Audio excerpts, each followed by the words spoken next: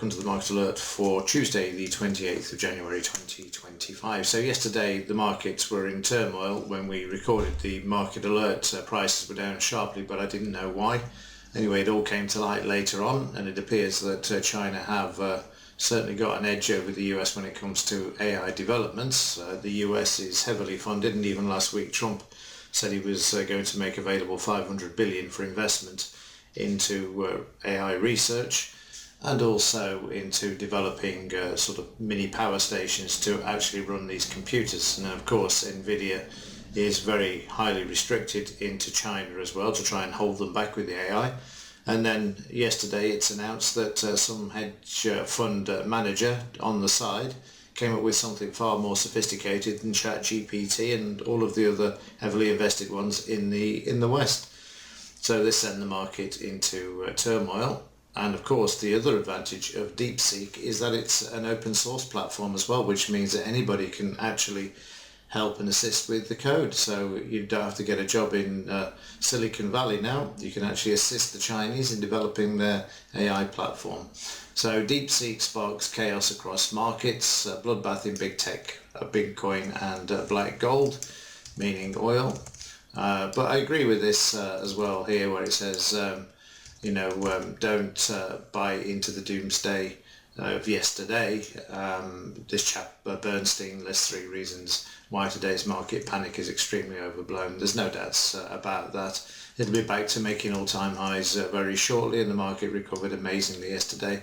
US stocks were hit as China's Deepseek sparked US tech sell-off, mainly in the Nasdaq. I think it was down 3% at one point. But like I say, you've got no worries, just keep buying. The markets are going to keep moving higher. Tech tumbles and havens rises, Deepseek rattles at the markets. It's a one-day news item, but I've got to bring it to your attention. You'll see there all of this news, what is Deepseek and all the rest of it. This is an interesting one though. If I just move this over slightly so you can see it. Deepseek, Trump warns of wake-up call for US tech firms. Absolutely. That's just 35 minutes ago actually, and I would agree with that. Certainly it'll get them off the back foot anyway, and the complacency that they've had, that's for sure. So we'll see what happens with the tech space. Speaking of Trump, while we're here, let's just have a look, see how his coin's performing. Not too brilliantly, down to $30 there from a high of 70 plus when it was launched, so it's lost 50% of its value. But just thought I'd throw that one in as well. Right, let's have a look at the market's reaction yesterday, the recovery and the continuing recovery that you're going to see during today's session as well. And we'll kick off with the Dow. So you can see the effect yesterday of the Deepseek news announcement. Markets moving higher and recovering from yesterday as well when you look at it in the 30-minute. Now I don't know whether this was the plunge protection team or under orders. Get my teeth in this morning, under orders from Trump to get the markets back up. You're not going to know anymore, particularly with Trump. He's got 4 years where he can do what he wants. He's not going to be re-elected. Although I did bump into a friend yesterday at the gym who said that he's trying to pass some sort of legislation that he could be there for 14 years.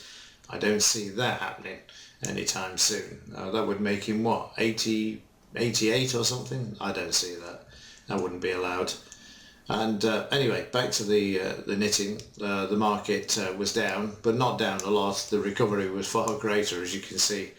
There you got that cluster of volume there down at the bottom as prices came back, and there's the cluster. I'm struggling with the operation this morning of the tools, and you can see there the volume as well when the market kicked in at 230 and off we went. Overnight the market's down slightly, but nothing to be concerned about. It'll soon turn around and move back up and go back to the all-time highs. So look at the DAX. German DAX also, you just have to look at the volume there. Massive volume for yesterday. Market's recovering and it's up on the overnight as well. You can see there making its way back now, back to the high of yesterday, and it will continue. And yesterday again you can see exactly the volume coming into the markets as the market moved to the upside. It did drop a couple of 100 points, but then turned around and went up 200, 300 points. So like I say, there's absolutely no concern. The market's continuing to move to the upside there.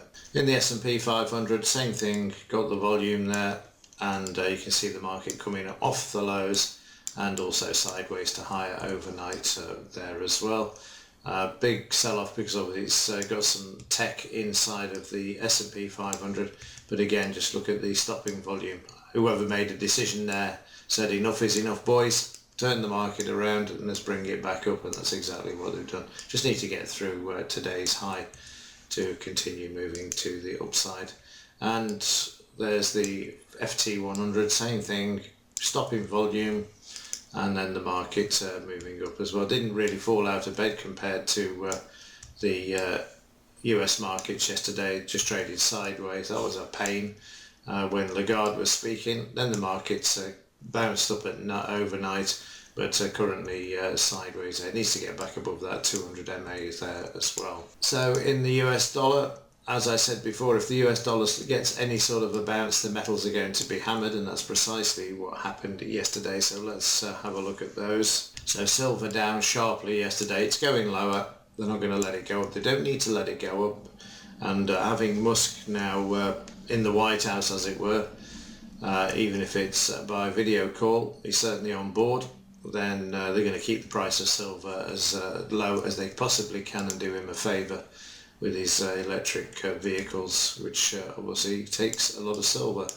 So there's the silver market trying to bounce back, but don't worry, it will soon be moving back down to retest the lows during today.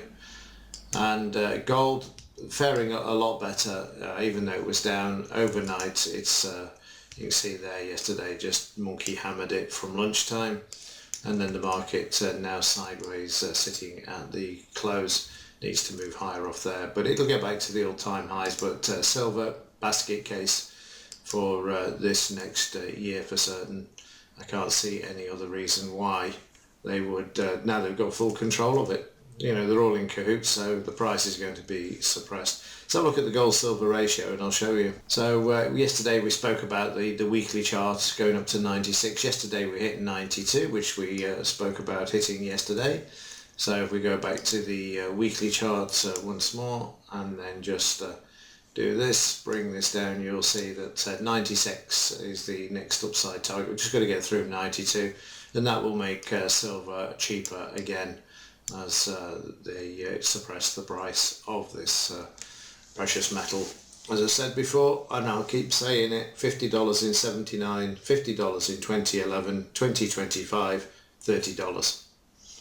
Everything else has gone up with inflation apart from silver. So again, it's blatant suppression of the price, just so that they can develop all of the net zero crap that they keep going on about, which thankfully I will say that Trump has got rid of. But so yeah, that's the state of play with the gold silver ratio. Let's have a look at yesterday's trades. So Monday session started out okay, but then as news broke about the Deepseek only costing a few million quid, you can see there that prices started to move lower. I got out too soon on that. I got out at the BRN, as you saw. Just rewind that for you. As it came back, the market just sort of drifted sideways to lower and then started to go even more sideways as it tried to shake off and hold prices with this news.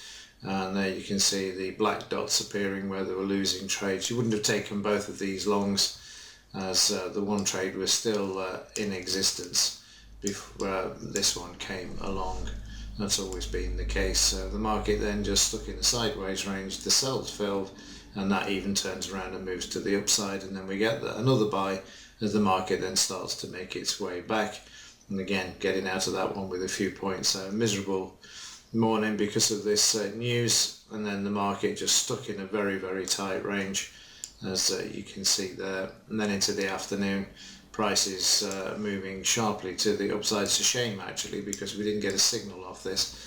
The market then moved up and then kept moving up all the way back towards the low of Friday there.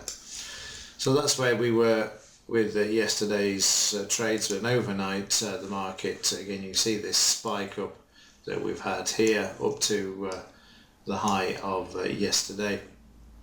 and at the moment just in a bit of a range, but there is some volatility there for sure. But like I say, you're not going to be too concerned about these markets going back to the all-time highs. Yesterday is likely to be very much overblown, and although saying that, it is the highest recorded download on from the App Store and Google Play in the last few days as well at any one point, and I'll certainly be looking at it myself. I'm fascinated by the whole thing and how it can be used, certainly in market analysis, which I'm starting to dig deeper into, and also the fact that it will actually write code, and according to information released, that the Deepseek one writes the best code, so certainly have a look at that. Right, that's it for today. Let's see what happens to the markets during today, see if they continue the slide. I very much doubt it given the recovery of yesterday, and I'm sure there was instruction from Trump and the Fed to get the markets back up, and it's all dependent, I suppose, on whether people bail out of Nvidia today, which was of course quoted as the highest valued company on the stock market. Okay, have a great day, and as ever, thanks for watching. See you in the next one.